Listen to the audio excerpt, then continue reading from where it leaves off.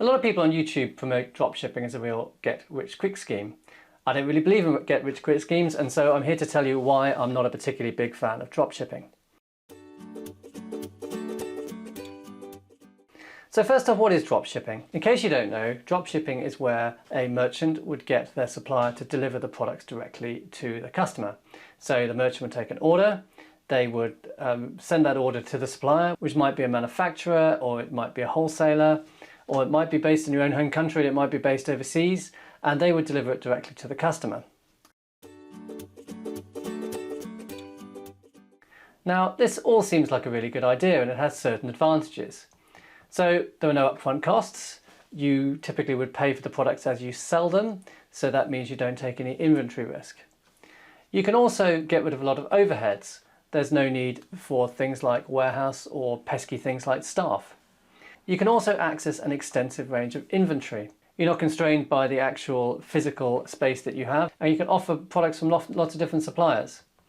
So, for example, you would find a dropshipper, they would have a huge catalogue, you would publish that on your website, you could also sell it on places like eBay and Amazon, and you have a ready-made business.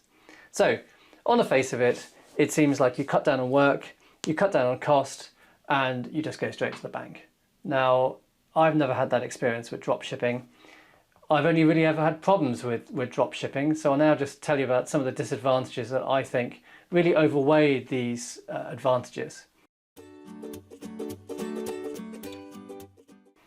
Dropshipping is really competitive. Now, not that many products are available dropshipping, and the products which are available for dropshipping, there's a lot of competition on, the margins are very low, and you don't tend to make that much money. When you dropship things, you have limited control. You are taking an order on your website, you are sending that to a supplier, and you are depending entirely on them to fulfill the order. So you surrender the control of the delivery process to your supplier. Now, retail is a complicated business, it's a very sensitive business, and you've got to be really, really sure that that supplier knows what they're doing. Now, I've really never found anyone that has.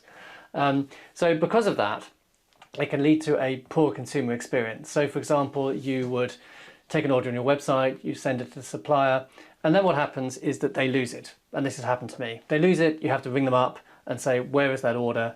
And it's a slow process. Or they deliver the wrong thing, or there's just general bad communication between you and the supplier, long delivery times. If you're getting things, for example, if you're one of these people that get stuff shipped directly from China, it takes like a month to get there, and these days, because of good old Amazon, people expect things to arrive in a few days, if not the next day. So it's already something which is a bit strained. Now, something which people don't really think about to begin with is returns. Now, if you are the retailer, you have a website, you are obliged to take returns in most countries. In the UK, you're obliged to accept a return in 14 days. You can't really get out of this. Now, you might find that your supplier is willing to take returns, but generally that's not something they're very interested in. So you have a scenario where you have a big catalogue. So for example, I sold books at one point, I had a big catalogue of books. We'd take orders across this range of books. People would send us back books occasionally. We found it very difficult to match up the orders we got with things we had in stock because it was such a big catalogue. So what tends to happen is you build up a pile of returns, and this is like a physical manifestation of your failure, and you'll get to a point where it's too much and you have to give up. So let's just go through different ways I've tried dropshipping, and I'll tell you about why they failed. So the first one I just mentioned was book dropshipping. So in the UK, there's a company called Gardener's Books, and they have a huge warehouse. I mean, it's like the size of several football pitches, and an enormous, like millions of books you can order. So I took these books, took a feed from them, imported into our system, and then waited for the orders to come in. Now, came up against a few problems. One is that it was quite hard to calculate the shipping cost of the books because they would give you the sizes, but then you had to translate that into a shipping price. So it was quite hard to know what we were actually getting charged for shipping. The second was low sales. I mean, it was books, Amazon was always cheaper. Now, the way that I'd wanted to get around that was I wanted to list a huge catalogue. I wanted to list like 1,000,000 books. But what I hadn't realised is people like eBay and Amazon won't just let you list 1,000,000 books. They'll let you list like 10,000 in one go or something, and that just didn't work. So it just didn't really happen. The amount of hassle it the amount of time it took to manage wasn't justified by the sales we had. So another thing I tried to do was furniture. Now my experience is selling preschool products, and so we're selling kind of nursery furniture. Now I'd love to dropship nursery furniture because it's heavy, it's prone to breaking, and therefore you really don't want to touch it. The problem we had was that, again, the people who were dropshipping this furniture was available from a lot of people because people like the fact they didn't have to buy it, and therefore it was really competitive, or the manufacturer wouldn't let you, wanted you to fix the price, and therefore it was very hard to be competitive. It was also very hard to get stock updates. So we would get a spreadsheet of stock updates from the supplier like once a week, but then that meant that the stock was always out of sync.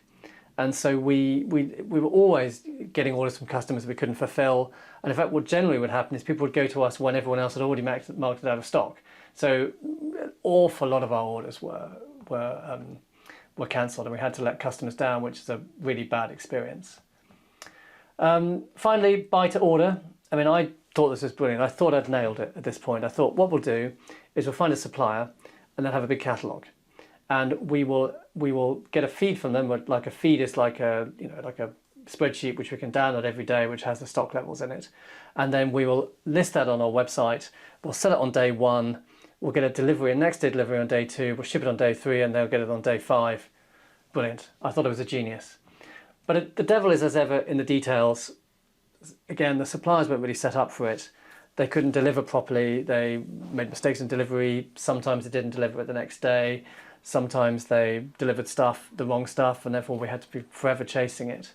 And the problem with e-commerce is if you're selling on things like eBay and Amazon, the metrics are really tight. So on Amazon, you have something called an order defect rate, which means you have to deliver 99% of products without any problems. Now, if your supplier can only deliver 98.5% of products without any problems, then you have a problem. And it just didn't work because we couldn't get suppliers that were reliable enough to do this. And this is really the problem we've had with dropshipping. I think that suppliers generally aren't set up for it.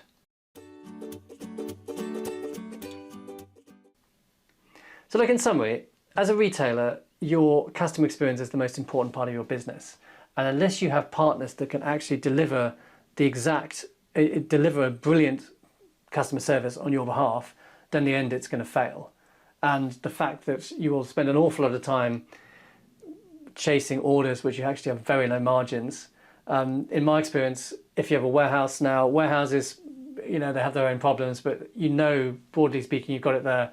You can go and get it, you can put it in the bag, and you can send it off, and it's done. There's no chasing.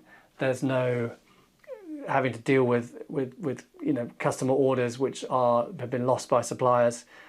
It's boring, but it's reliable. This is from my 15 years of experience in e-commerce. If you've enjoyed listening to my experience of e-commerce and dropshipping, please subscribe to the channel, and I'll see you again next time.